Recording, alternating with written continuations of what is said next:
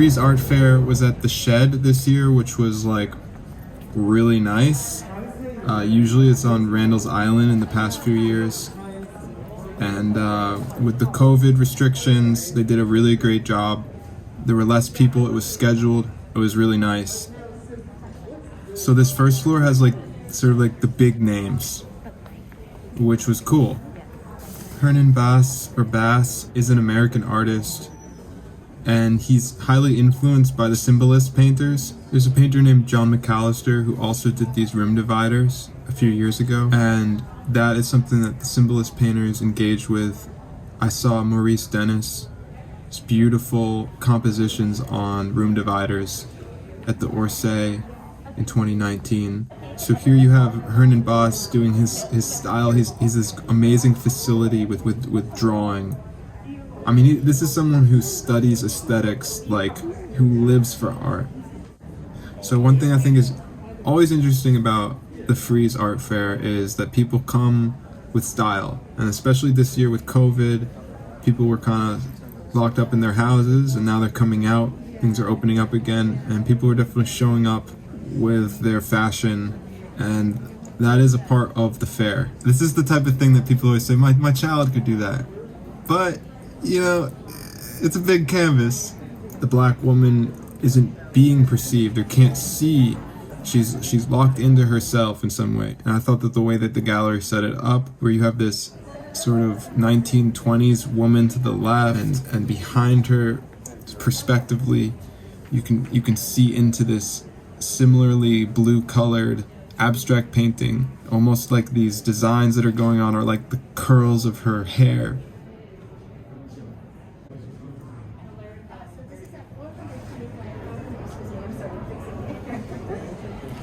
I thought this young lady was interesting. She has a head wrap on.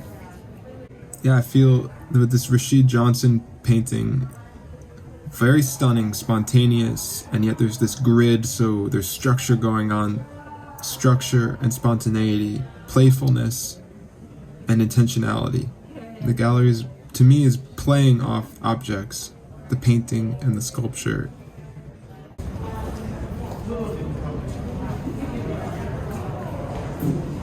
I think George Condo's fallen a little bit. I think he's kind of lost it. Hey George, if you're watching, what's going on? What's with the acrylic paint splattering?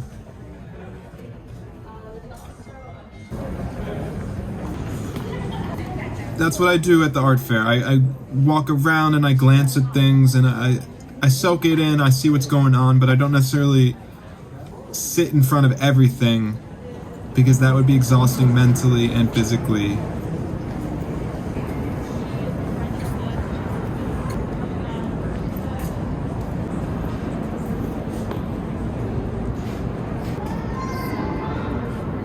So I'm unfamiliar with a lot of this material. But I decided to look at this Carolyn Kent raw linen minimalist structures. Maybe it doesn't have any meaning. Maybe it's just about form. It looks like these metal architectural structures in this giant space. It's modern, decorative artwork. Unlike Dana Schutz, I didn't even want to show parts of this painting because I find them very raw and explicit. And we'll come back to Dana Schutz.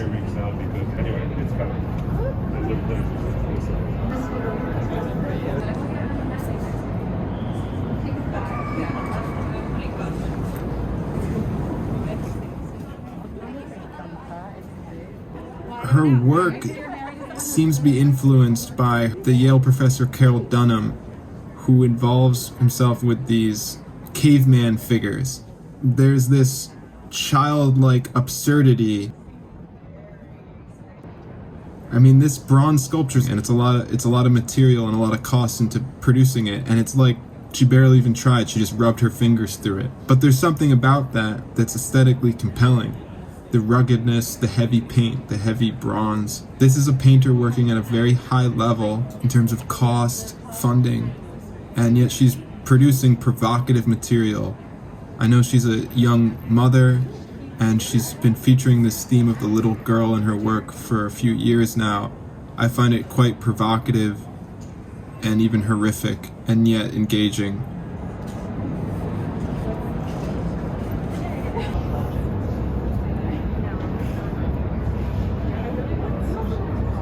This painting of Ecstasy, it could be a representation of sexual bliss, as feminine and female-oriented sexuality can be more abstract. Mystical experience can reach all the way down to the mineral or plant level of consciousness, and yet simultaneously be connected to the highest, most cosmic levels of experience. The center of this tree expression is coming from the genital region, and around this fuzziness is like a glow of light, and this does evoke some somatic experience of sexual ecstasy, and the body expanding out of sort of its natural or organic regions outwards into this sort of mystical ecstasy.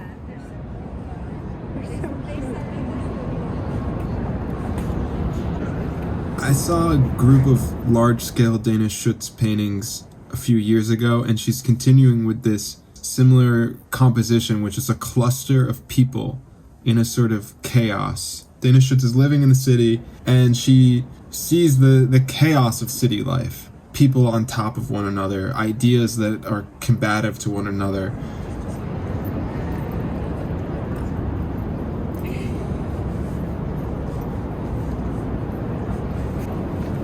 I thought later that maybe the Firebirds were like COVID. We had a difficult year where there's fear about the other person and this concept of be 6 feet apart. And in this painting, it's like these two figures are 6 feet apart. Figures are shaped like smoke. They're like watery. There was this being alone so much, a lot of people's personalities dissolve and fragment and become wishy-washy because we normalize by talking and seeing other people in person.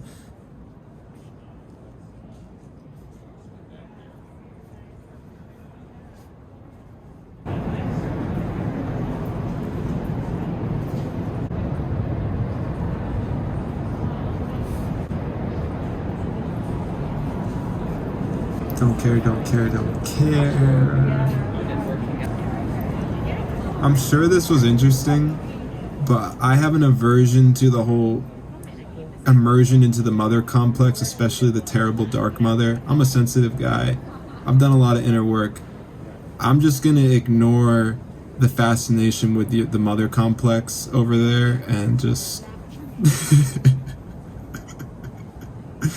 That's me. I think the trend towards immersive art is cool. Moving on.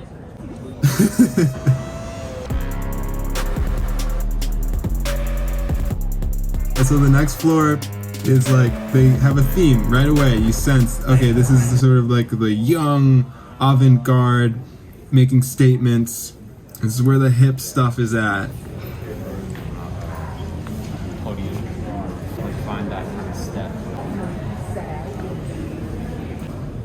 Nicolle Beauchene is interested in the decorative. She curates in a very singular way.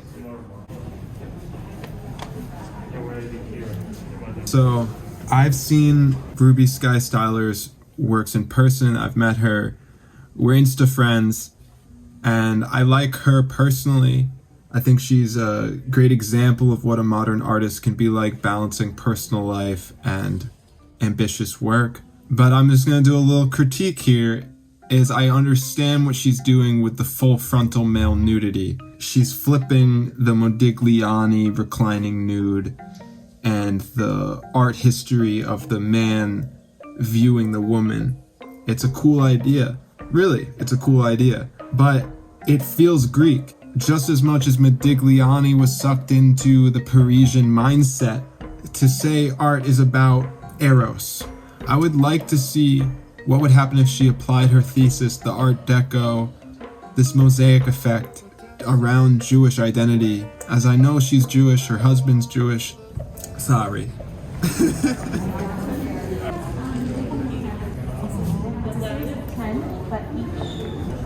I skip over this gallery a bit.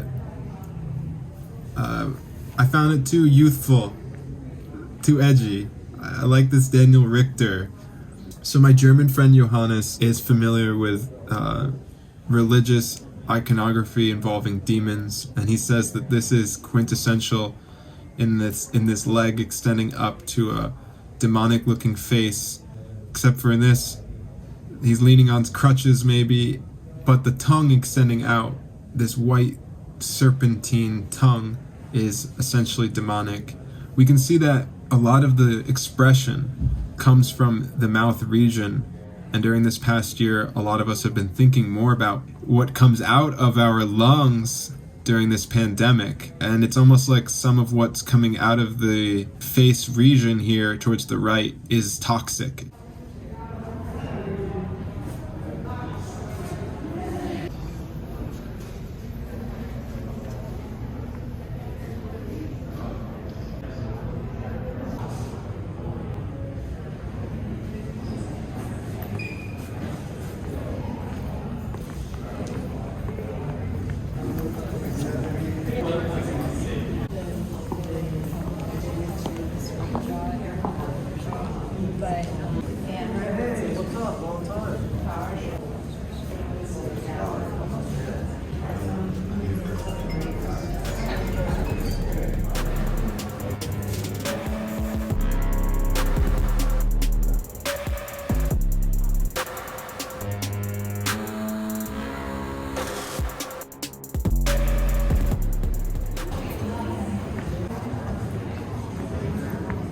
So I skip over some stuff, and during the pandemic everyone was ordering things off Amazon and getting things delivered, so they made this cheeky comment, and then they did this, which kind of hits you on Instagram culture, social media culture.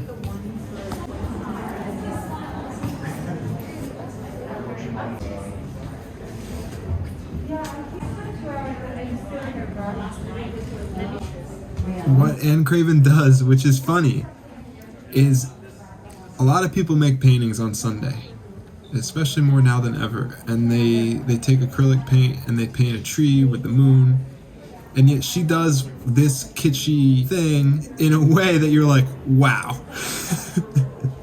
And that's so cool.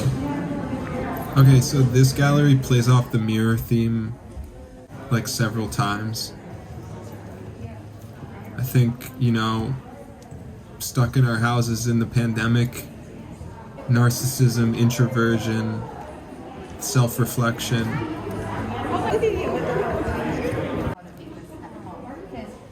This is the type of thing that people make fun of because it's easy to make fun of. Like, I think that was a piece where it's just like a post-it note that said like, stay calm or something like this, right? But I'm starting to appreciate more that like people like this stuff. And what's wrong with that? People, they like the thing. Minimalism. Look, it's an art fair. People, these things look nice in homes.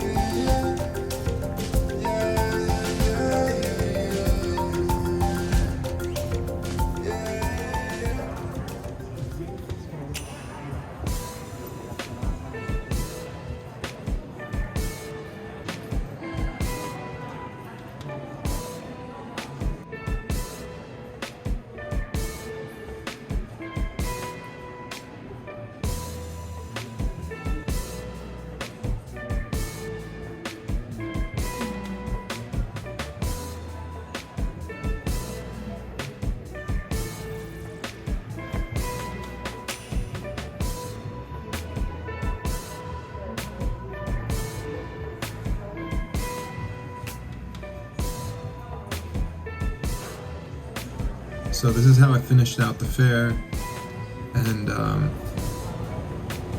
yeah, it was a relaxing, fun walkthrough. Much more low-key than previous years, and it's good to see the shed back in use. It's an amazing facility.